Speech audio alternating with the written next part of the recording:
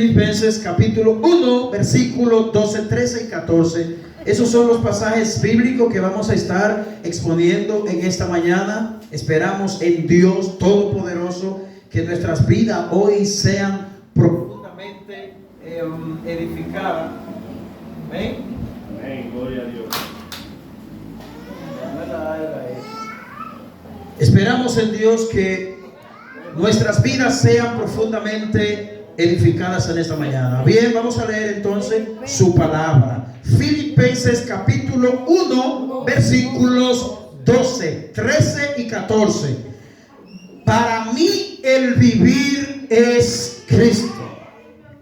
Preste atención, hermanos, por favor. Quiero que sepáis, hermanos, que las cosas que me han sucedido han redundado más bien para el progreso del evangelio, de tal manera que mis prisiones se han hecho patentes en Cristo en todo el pretorio y a todos los demás. Y la mayoría de los hermanos cobra ánimo en el Señor en mis prisiones. Se atreven mucho más a hablar la palabra sin temor. Padre, muchas gracias te damos. Añade bendición a través de tu palabra y cuida y guarda mi corazón mientras tu palabra sea expuesta. Muchas gracias, Padre. Se puede sentar, queridos hermanos. Nuestro tema en esta mañana, basado en los pasajes bíblicos que hemos acabado de leer, un alto grado de madurez y entrega. Un alto grado de madurez y entrega. Y vamos a ver cómo nosotros podemos encontrar en este breve pasaje bíblico que nosotros acabamos de leer un alto grado de madurez en el apóstol Pablo, que es quien les escribe a estos hermanos, cómo nosotros y cuáles son las razones que nos hacen ver a nosotros en este pasaje ese gran alto grado de madurez que el apóstol tiene y cuáles son las cosas que nos hacen entender que Pablo tiene una madurez maravillosa como cristiano, y que nosotros hoy vamos a aprender y queremos que Dios nos ayude a alcanzar este grado de madurez. Y cómo nosotros podemos darnos cuenta cuando una persona manifiesta ser una persona madura en la fe, y cuáles son los beneficios que tiene un creyente cuando un creyente madura y está listo y preparado. Cómo esa madurez lo prepara, lo capacita para enfrentarse a las grandes circunstancias de la vida. La vida, hermano, nos va a presentar grandes circunstancias amargas, difíciles, que muchas veces nosotros no vamos a poder entender en el momento. Y es aquí donde este pasaje bíblico nos va a ayudar hoy a ver cómo Pablo se manejaba cuando enfrentaba situaciones que escapaban a su capacidad, que estaban por encima de su capacidad de él, y cómo este hombre, con la madurez y la gracia que Dios le había otorgado, él podía alcanzar cosas que solamente, hermanos, Dios no las puede dar. Y realmente en esta mañana, al nosotros ver este cuadro bíblico, queremos que nuestras vidas, la vida de todos los que estamos aquí, sean profundamente impactadas con lo que Pablo está hablando aquí, mis queridos hermanos. Ustedes podrán recordar que en los primeros versículos que ya hemos expuesto, yo creo que usted lo puede recordar, aunque no recuerde todo lo que hemos hablado, pero usted sabe que ya hemos predicado la importante oración que Pablo hace al inicio de esta carta, donde Pablo ora por estos cristianos, amados hermanos. Pablo ha concluido esta importante oración que ya nosotros, como ya le dije, la vimos en estos pasajes, y al llegar a esta sección, es decir, a la sección que empezamos hoy en los versículos 12, 13 y 14, hasta llegar al final del capítulo, el versículo 30, es ahí donde esta sección está compuesta, y la Biblia Reina Valera y otras versiones titulan esta porción: para mí el vivir es Cristo. Y es lo que Pablo expresa, que para él vivir es Cristo, morir ganancia. Pero no vamos a llegar a estos pasajes hoy, sino que estamos exponiendo los versículos, repito, 12, 13 y 14. Pero al llegar a esta sección, hermano, él quiere que sus lectores se enteren de algo que para muchas personas pudiera ser considerado como algo que pudiera ser desalentador, desagradable. Escuchen lo que dice el versículo 12. Dice: quiero que sepáis. Pablo está diciéndole aquí a sus lectores: yo quiero que ustedes sepan algo, y yo se lo voy a comunicar en breve. Yo quiero que ustedes sepan eso. Pero para algunos, lo que Pablo va a hablar, como sabemos que Pablo va a hablar de problemas, Pablo va a hablar de circunstancias que él está atravesando. Pablo no va a hablar: me compré una jipeta, me regalaron un carro. No, Pablo va a hablar que lo metieron preso por predicar el evangelio. Pues le va a hablar de grandes problemas que él está atravesando. Pero a pesar de que Pablo le va a informar a sus hermanos de Filipo las cosas que le han sucedido, estas, en vez de traer desaliento en estos cristianos, sucede todo lo contrario. Ay, Dios, que Dios nos ayude, hermano. Pablo le va a comunicar a estos hermanos algo desagradable. Imagínense cómo es que se pone alguien cuando le van a dar una mala noticia, cuando le van a informar algo difícil, algo que malo, que no es bueno. Uno se pone a veces triste, uno cambia el rostro, la cara. Pero estos cristianos no reaccionaron así. Quiero que sepáis, hermanos, que las cosas que, preste atención, que las cosas que me han sucedido, oiga lo que dice Pablo, han redundado más bien para el progreso del evangelio. Decimos nosotros que los problemas que nos llegan y nos aquejan están aportando al progreso del evangelio. Tú tomas un problema y cuando te viene un problema, tú puedes utilizar ese problema que Dios está permitiendo para que el evangelio avance. O provoca en tu vida desaliento de no ir a la iglesia, no evangelizar, no compartir el evangelio con tu familia. Frisa el progreso del evangelio, el problema que está atravesando. Pablo dice lo contrario. Pablo dice que los problemas que le han sucedido han redundado más bien para el progreso del evangelio. Y nosotros tenemos mucho que aprender, hermano, de lo que Pablo está hablando aquí. Pablo tomaba los problemas y la situación y lo volteaba en bien. Yo a veces me pongo a pensar, ¿qué clase de hombre era este apóstol Pablo? Lo metían preso y Pablo dice: esto me ha ayudado para que el evangelio siga progresando.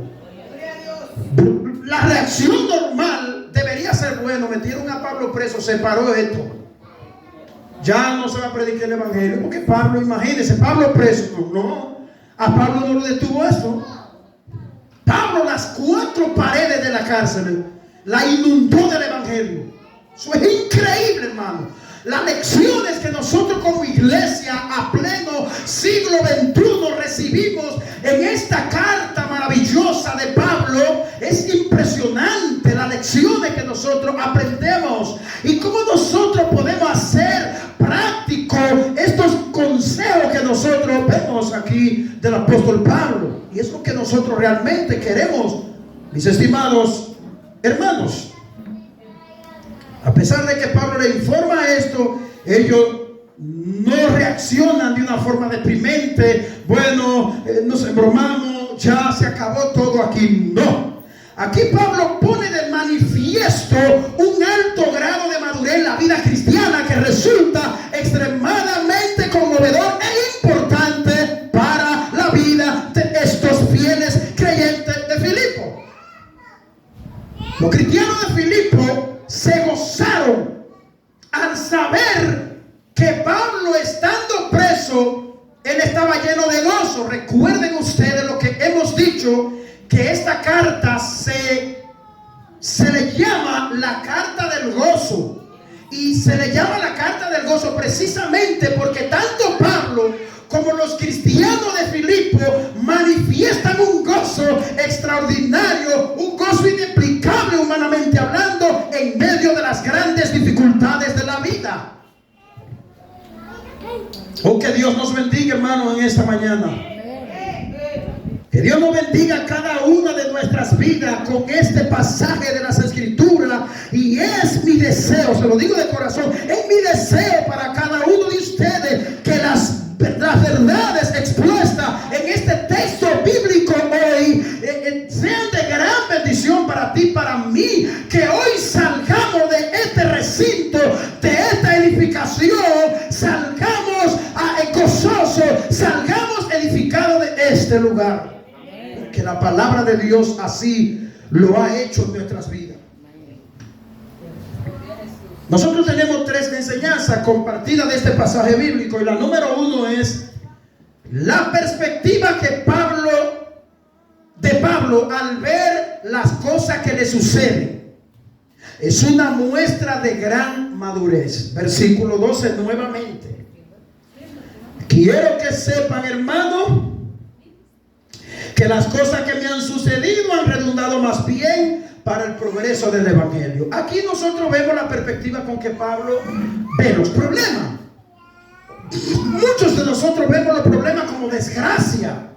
Y esto es difícil poder entender esto, pero muchos creyentes, cuando le vienen las desgracias, cuando las cosas no les salen como la tenían trazada, como la tenían planeada, se derrumban y el mundo se le va al suelo. Pablo no. Pablo dice que lo que a él le ha sucedido ha sido mucho mejor para que el evangelio siga progresando. ¿Qué clase de hombre es? Regularmente, cuando alguien pasa por grandes desgracias en la vida, como enfermedades, ruptura de un matrimonio, colapso económico, pérdida de un ser querido, grandes persecuciones que van desde torturas físicas aún hasta la muerte, uno espera reacciones en la persona no muy buenas, toda mala y negativa. Uno espera que la gente diga: ya yo no sirvo para nada, se me acabó todo, como dice una canción de un artista muy famoso: para mí todo acabó. Y se dice que esa canción, este artista la escribe, que creo que falleció, claro, la escribe se cuenta de una tragedia que le pasó a su familia en un avión, y él dijo: todo acabó aquí. Tú y yo no pensamos de esa manera. Si Dios permite, y le voy a decir algo que pensaba antes de pasar a predicar. Yo pensaba: Señor, pero todos los textos bíblicos que he estado predicando en estos días me llevan y me obligan a hablar de situación. ¿Por qué? ¿Qué es lo que Dios quiere traer en esta iglesia? No sé, pero yo sé que Dios quiere concientizarnos a nosotros de esta realidad. Dios quiere capacitar nuestras mentes. Dios quiere capacitar nuestros corazones para que nosotros estemos entrenados para pasar por el valle de sombra de muerte, y que nosotros podamos pasar el valle de sombra de muerte, las circunstancias difíciles, podamos pasarlas cantando al Señor, gozosos en Cristo, dando gloria a Dios y confiando en el Señor. Dios quiere eso, hermano. Las reacciones que uno espera de la gente no son buenas, son positivas. La alegría y la gratitud y todos los problemas que nos acontecen resultan en ser lo que nos ayudan a avanzar en nuestras vidas cristianas. No es lo que la gente jamás se pudiera imaginar que va a suceder. Oiga bien, o sea, la gente no se imagina empezaste un proyecto y se detuvo porque por la economía o se detuvo por un problema mayor, etcétera, etcétera. La gente espera que eso se derrumbe, que eso se acabe. No, aquí en el reino de Dios ocurre la cosa de manera distinta. Poderoso es el Señor. En este pasaje Pablo quiere que sus lectores sepan algo. ¿Qué es lo que quiere Pablo? Que ellos sepan. Bueno, él quiere que sepan que toda la desgracia que se pasan en esta vida, que todas esas cosas han aportado para el avanzar del evangelio. Pero aquí está lo que yo le llamo el pero de los peros más sorprendente que hay en la madurez cristiana. Porque Pablo está hablando aquí de algo que no encaja con la mente humana. La gente entiende que algo va a salir bien cuando no haya estorbo en el camino. Por ejemplo, si tú vas a trabajar arduamente, se espera que para que todo salga bien, tu economía sea sólida. Se espera que tú te mantengas saludable. Es lo que humanamente hablando uno piensa. Bueno, si me despidieron del trabajo, ya no voy a comer. Si me despiden del trabajo, no voy a cumplir el propósito que tenía. Pablo piensa de una forma distinta y muy diferente, y es lo que Dios quiere implantar en nosotros en esta mañana. Que todo lo que le ha sucedido ha redundado más bien para el progreso del evangelio. Aquí se encuentra la perspectiva y la gran madurez de cómo Pablo veía todo lo que le sucedía. Yo me pregunto y te pregunto, ¿cómo tú ves todo lo que sucede? ¿Cómo tú lo catalogas? ¿Tú te sientes deprimido? ¿Tú te sientes mal? ¿O tú le dices, Señor, no me permitas pasar por esto? ¿Cómo tú lo ves? ¿Tú lo ves como un plan y un propósito de Dios en medio del problema y la dificultad? Tú piensas, me sucedió esto a mí, ¿qué hago ahora? Se me acabó todo. ¿Tú lo piensas de esa manera? ¿O tú dices, no, esto está obrando para bien? Romanos 8:28, a los que aman a Dios, todas las cosas les ayudan a bien. Esto es a lo que conforme a su propósito son llamados. Entienda esto, hermano. ¿Cómo tú interpretas todo lo que tú estás atravesando? ¿Tú lo interpretas como algo negativo en tu vida? No lo interpretes de esa manera. ¿Cómo tú estás reaccionando al pasar por grandes circunstancias difíciles? Pues yo quiero decirte que Dios quiere que tú reacciones de una manera madura. No, si me pasó esto, algún bien Dios está cocinando que yo no lo puedo entender ahora. Créame lo que es así, hermano. Y luego uno lo entiende. Y yo sé que algunos de ustedes han pasado por situaciones difíciles, que en el momento usted lo ve como, Dios mío, se me va a acabar, ¿qué está pasando? Y luego usted entiende que fue Dios que te introdujo en esa circunstancia amarga para luego ver la gloria de Dios. Amén, gloria a Dios. Nuestra segunda enseñanza la hemos titulado La madurez con la que Pablo enfrenta las prisiones se convierte en una gran victoria. Versículo 13 dice, escuche, de tal manera, o sea, el versículo 12 dice, quiero que sepan que las cosas que me han sucedido han redundado más bien para el progreso del evangelio. Entonces, en el 13 él dice la manera en cómo eso ha redundado. De tal manera, verso 13, que mis prisiones se han hecho patente en Cristo en todo el pretorio y todos los demás. ¿Ven cómo Pablo está viendo? Aquí donde Pablo entiende cómo él ve la madurez que Pablo tiene, no para en la cárcel buscar un colchoncito viejo y tirarse a boca abajo a llorar. Sácame de aquí, Señor. Hermano, lo estoy llamando. Oren por mí para que Dios me saque de este apuro. No. Pablo dice, esto ha redundado para bien de tal manera que mis prisiones se han hecho patentes. O sea, le voy a explicar lo que significa lo que Pablo está diciendo aquí. Cuando Pablo dice mis prisiones, o sea, sus cárceles, se han hecho patentes a todo el pretorio y a los demás, lo que Pablo está diciendo es que sus prisiones se han evidenciado sabiendo las razones. Todos los guardias, el pretoriano, lo que quiere decir es la gente del palacio, de la alta élite de Roma, ellos se enteraron, se han dado cuenta que Pablo no está preso por ser un malhechor.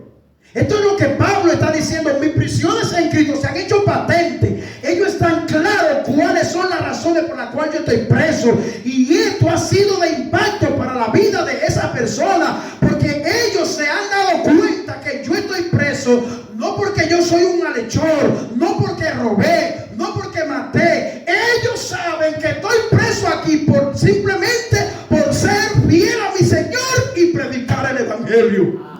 Eso es increíble. Y Pablo está entendiendo. Me siento gozoso porque aunque estoy preso, me metieron preso, pero ellos saben que por Cristo.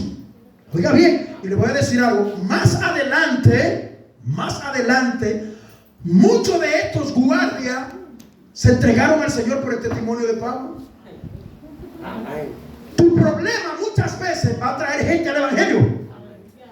Tu problema, tus quejas, tus dificultades, Dios la va a usar para testificarle a otro de lo que Dios es capaz de hacer por sus hijos. Y muchos vendrán al Evangelio de Cristo, hermano querido. Aquí nosotros una vez más vemos la madurez con la que Pablo enfrentaba las circunstancias amargas de la vida. Y es que en los problemas, él los problemas lo veía como una maravillosa oportunidad para cumplir su mayor cometido y su mayor anhelo, que era de anunciar el Evangelio a aquella persona que era difícil poder predicarle, que solamente Pablo cayendo preso, ellos podían recibir el Evangelio. Algunos de nosotros quizás nos pueden preguntar: hermano, ¿usted quiere que Dios le permita mañana entrar a la victoria preso y usted durar 2 años en la victoria? Y el beneficio que va a haber es que la gente en la victoria se va a convertir contigo. Van a escuchar el Evangelio y muchos se convertirán contigo. Mire, es probable que muchos de nosotros digamos: no, Señor, permíteme otra cosa, pero eso no. 2 años en la victoria, para que el progreso del Evangelio en la victoria sea algo maravilloso. Eso es lo que está pasando con Pablo aquí. Pablo está diciendo que el Evangelio ha progresado tanto, de tal manera que la guardia pretoriana y los demás, las prisiones en Cristo, se han hecho patente a ellos, se han hecho evidente, se han enterado, se han dado cuenta que Pablo cayó preso por su fidelidad a su Señor. Eso es como que tú, por tu fidelidad a Cristo, tú tengas que sufrir que te corten las 2 piernas y que te coraje entero. Se dé cuenta que no te la mocharon porque te encontraron robando, sino que te mocharon las 2 piernas para que no predique el Evangelio. La gente va a decir: realmente esa persona que le está siendo fiel a Dios de esa forma es porque está siendo fiel a algo demasiado grande. ¿Me está entendiendo? Pablo se gozó. Simplemente no se quejó y estaba gozoso. A veces a nosotros se nos cae el rostro cuando estamos pasando por momentos malos. Se nos cae, se nos deprimimos, hermano. Es más, trancados en nuestra habitación solo, es posible que alguno de ustedes, yo lo he atravesado, trancado solo en su cama, usted se deprima pensando cómo es que usted se la va a ingeniar para salir de tal o cual situación. Sin embargo, el apóstol, dice la Biblia, que Pablo estaba gozoso en medio de todas sus situaciones. Pero, pastor, pero dígame más o menos qué era que Pablo, cuál era el truco de Pablo para él gozarse, porque yo he atravesado por situaciones que yo me quiero gozar, pero no puedo. Bueno, eso es sencillo, el gozo lo da Dios. Tú debes confiar en el Señor, tú debes depositar tu confianza en Dios, debes pedirle a Dios que en medio de las situaciones difíciles Él te dé la fuerza y nunca te aparte del estudio de la palabra de Dios. Maravilloso es nuestro Dios. Y esto nosotros lo vemos cuando Él dice que en el Evangelio ha progresado, versículo 12, que sus prisiones han sido una oportunidad para anunciar este santo Evangelio. Pablo lo entendió muy bien y lo llevó al gozo de su vida, hermano. Dios quiere que nuestra madurez y nuestro amor por el avance del evangelio sean tan grandes que nunca se nos olvide que todo lo que pasaremos en este mundo es para la gloria de Dios, es para el avance y el gozo de cada uno de nosotros, y es para la gloria de nuestro Señor y Salvador Jesucristo y el progreso del evangelio. Señor, ¿por qué tú tienes que hacer la cosa así? Que para que el evangelio tenga progreso o para que Dios sea glorificado, ¿por qué tengo que sufrir? Bueno, Dios lo hace así y es justo. Porque si tú te estás preguntando eso, pregúntate entonces por qué Cristo tuvo que sufrir en la cruz. Jesús, siendo justo, Él sufrió los dolores nuestros, sufrió nuestros dolores. Nosotros estuvimos por azotados, por heridos de Dios, angustiados, afligidos. Óigame, lo que se pinta de Cristo no es nada agradable. Dice que herido fue por nuestras rebeliones, molido por nuestros pecados, el castigo de nuestra paz fue sobre Él, y por su llaga fuimos nosotros curados, perdonados, salvados. Tenemos paz para con Dios por medio de nuestro Señor Jesucristo. Amados hermanos, tercera enseñanza que encontramos en este pasaje bíblico, versículo 14. La madurez de Pablo, una inspiración de ánimo a otros creyentes. ¿Cómo nosotros vemos que la madurez de Pablo sirve para inspirar a otros cristianos? Vayamos al versículo 14 para que usted vea. Y la mayoría de los hermanos cobran ánimo en el Señor con mis prisiones. Oiga bien, cobran ánimo en el Señor con mis prisiones. ¿Y cómo así, Pablo? Bueno, que se atreven mucho más a hablar la palabra de Dios sin temor. O sea, las prisiones de Pablo la enfrentó con una madurez tan alta que los hermanos de Filipo, en vez de ponerse tristes porque a Pablo lo metieron preso, ellos cobraron ánimo en el Señor. Tú eres de aquellos que cobra ánimo cuando te enteras de algo triste que está pasando en algún creyente a tu lado. Si la tristeza acompaña, es normal, estamos en un mundo caído, pero no puede llegar hasta el punto de deprimirte y derrumbarte. ¿Me entendió? Te puedes sentir triste, claro, tú puedes llorar a un difunto, eso es normal, yo lo he hecho. Todos los creyentes en la Biblia lo hicieron cuando se le murió. No es eso que estamos diciendo. Lo que estamos diciendo es que las circunstancias no nos pueden derrumbar. ¿Se acabó todo aquí? No. Estos cristianos fueron inspirados por Pablo. ¿Y cuál fue la inspiración? Bueno, que se atrevieron a seguir predicando el evangelio con más ánimo y sin temor. ¿Por qué dice Pablo sin temor? Porque ellos también estaban amenazados a que hagan lo mismo que hicieron con Pablo, lo hagan con ellos. Era que predicar el evangelio en el siglo I no era fácil, hermano. No es como usted coger hoy un tratadito, una literatura cristiana y coger la calle ahí, tenga, Cristo te ama. No era lo mismo. Esa gente del siglo I de la iglesia primitiva estaban propensos a que si lo veían predicando el evangelio le podían arrancar la cabeza, lo podían encadenar y meterlo preso. ¿Sabe lo que ocurrió con estos cristianos? Ellos siguieron predicando el evangelio sin temor. ¿Quién puede dar eso a un cristiano? Dios, hermano.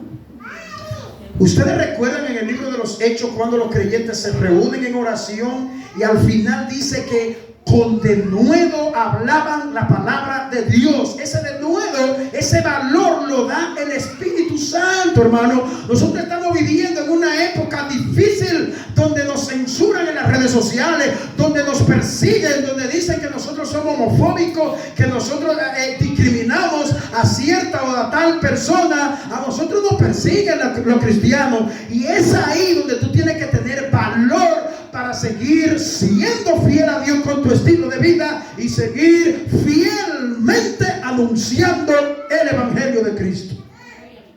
Entonces, hermano, al darse cuenta por información del mismo Pablo en el versículo 12 de que lo que le había sucedido no frenó el avance del evangelio ni el progreso del evangelio por medio de la predicación de Pablo, aún estando bajo prisión, todo esto animó a estos hermanos a seguir cobrando ánimo en el Señor. Se atrevieron a proclamar al Señor sin temor. Todo esto nos lleva a confiar en nuestro Señor Jesucristo, de que Dios es el que llena de valor a los creyentes para proclamar el Evangelio aún en los momentos más difíciles de nuestra vida, en todas circunstancias adversas. Hermano, Dios te da la capacidad, Dios te da el poder para que tú sigas adelante. Muchos de nosotros vamos a tener situaciones difíciles en nuestra familia. Tendremos dificultades con vecinos, compañeros de la iglesia, hermanos. Pero esto no nos puede detener. Cuando yo pienso en la madurez que Pablo tenía, yo digo, Dios mío, yo definitivamente tengo que sentarme en una sillita con un librito, una macotica en la mano y un lápiz y aprender de Pablo. Cuando yo veo y me doy cuenta, porque con cualquier dolorcito de cabeza, yo me doy cuenta conmigo mismo. Cualquier dolorcito de cabeza me tira al suelo. Entonces, cuando yo veo un hombre como este Pablo, yo digo, wow, este hombre, por eso Pablo dijo, sean imitadores de mí como yo lo soy de Cristo.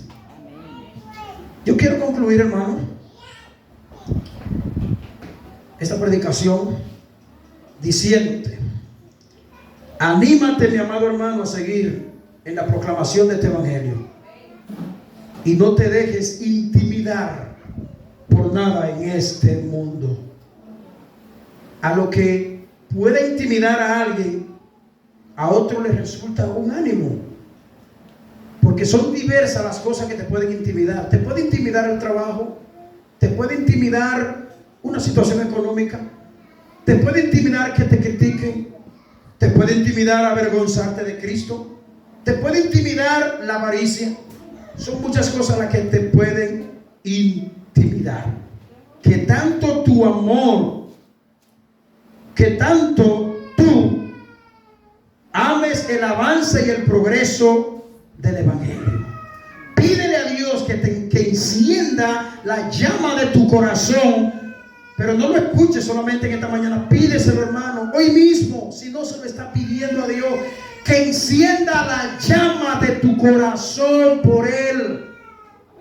Que si te encuentras apagado, apagada, pídele en lo profundo de tu corazón, en el estudio de la palabra de Dios, que te ayude a desarrollar este alto grado de madurez cristiana que todos los cristianos estamos llamados a tener.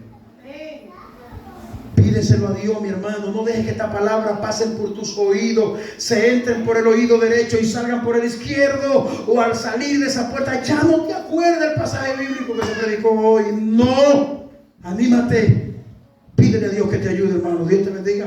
Amén. Dios te guarde. Amén. Padre, muchas gracias. Señor, gracias por tu palabra. Porque el Espíritu Santo del Señor Dios Todopoderoso nos ayude cada día.